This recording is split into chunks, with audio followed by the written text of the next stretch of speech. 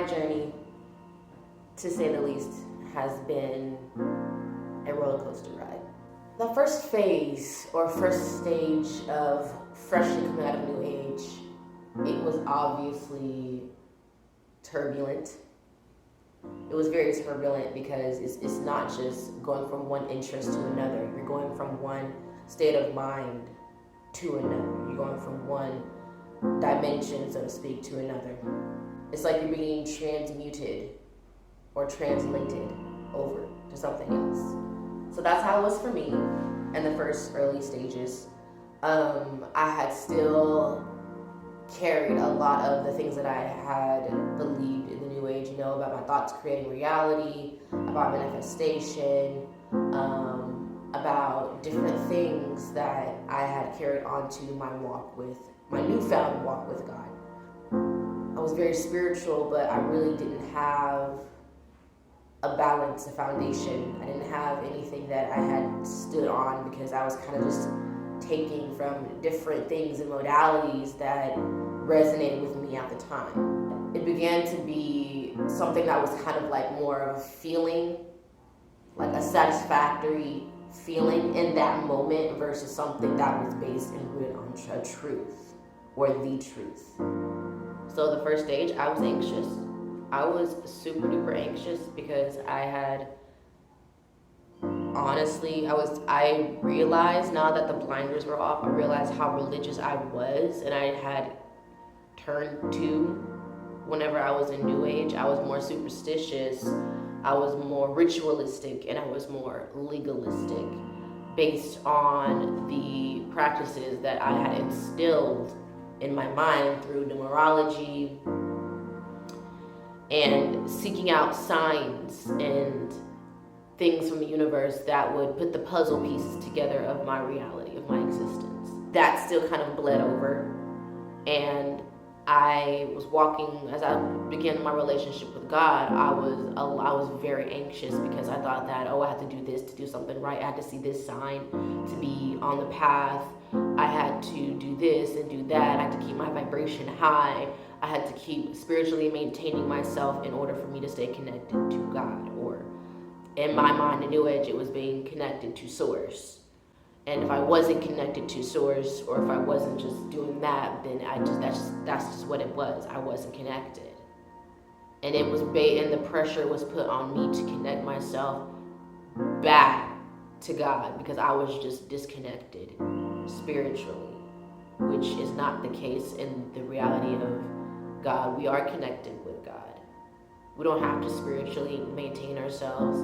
We can intentionally come to God, like we come to a friend, but the way that we do that is way more simplistic than ritualism. It's a relationship. God is a relationship. He's not a ritual. He's not a religion. He's a person. He's a creator. He has thoughts, will, emotions, a sense of humor. But in that first stage, I was very anxious. I was very religious still. I was to the point where I was suffering from OCD because if I did not see a sign, my brain would literally go on fight or flight mode.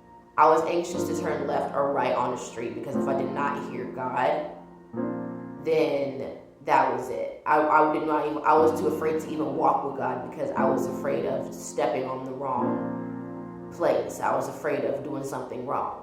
So if I did not hear God tell me to turn left or right, I wouldn't do it at all, even if it made no sense at all. Even if I had to go to work, turning left, and God said, turn right.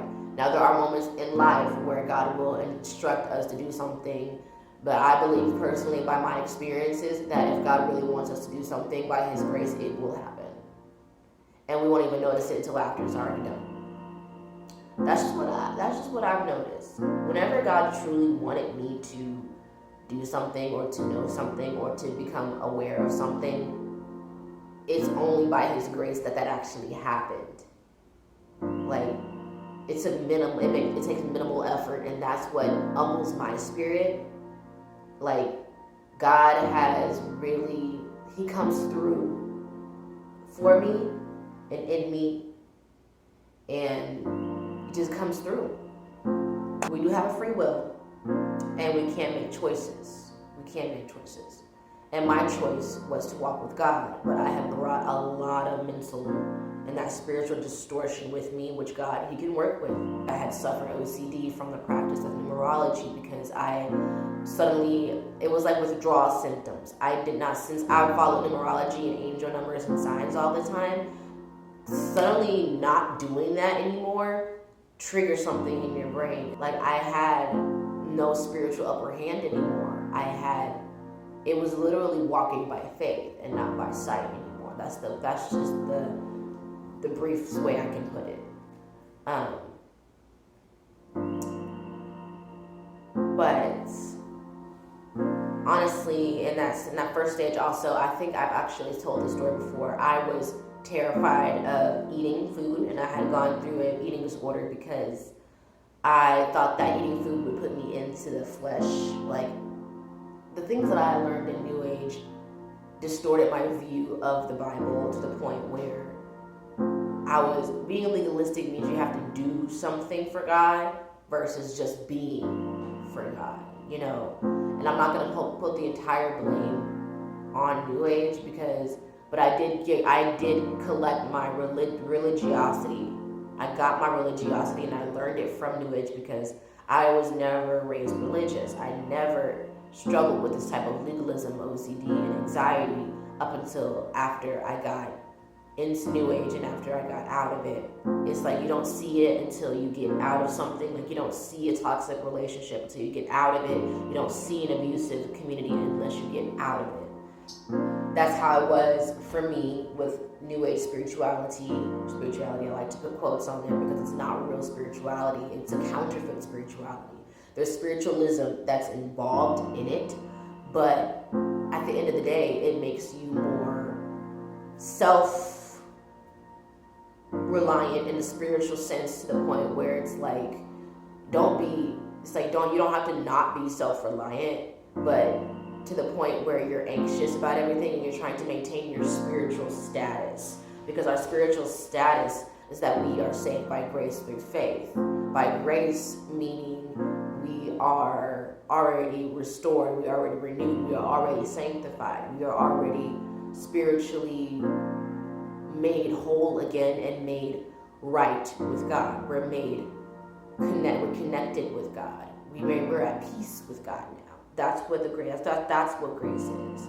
We don't have to keep working and doing stuff to save our spot or to stay on a 7th dimension consciousness or 6th dimension consciousness. It doesn't matter because there's no prerequisites to God's love. There's no prerequisites to being at that spiritual status. And once you actually put down these practices, your life becomes so much more peaceful. And you notice that, wow, it was kind of chaotic because I was doing all this stuff and it felt like such a burden and a responsibility that was never mine to begin with.